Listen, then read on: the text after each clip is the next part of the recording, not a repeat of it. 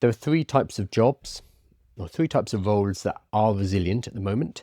We've got one called unstructured physical reality. Basically, nursing. Nursing is an amazing example of this.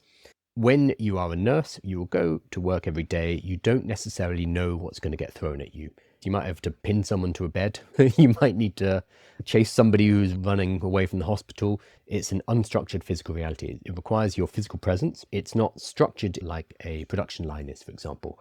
In a production line, it's the same job being done every single day, so that can be done by robots. In something more unstructured, like nursing, dog grooming is another example, because they'll come in different shapes and sizes and temperaments. You, as a human, have more flexibility than the AI to deal with the unstructured physical reality. This is not fully immune, because as robotics get better and better, they will push into this area. However, robots are still lagging behind, which means you have some time. We don't know how much, but robots need to become general purpose and they need to become cost effective before these jobs are going to be at risk. Second one here is high empathy and trust. Ones that require, like nursing, the ability to communicate with people, form bonds with people in order to get the work done. And this is why I love nursing as an example here, because you need to be able to talk to people, help somebody calm down before procedure, sit and talk with someone, family member who is worrying about their sick child. A robot is not able to do that yet. That is still a very human skill. So high empathy and trust is great.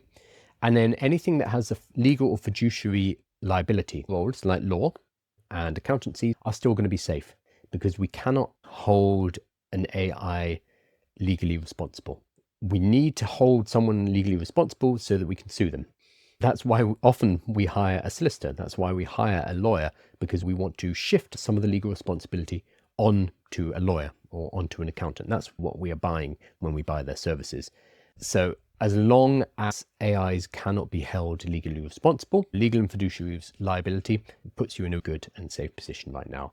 These are three of the big ones: physical, high empathy and trust, and legal and fiduciary liability. If you're in one of these roles, you're probably in a good place. Nursing is probably the best example here that kind of falls into all of these three buckets. If you have a job that is primarily sitting in front of a computer, you're probably boned.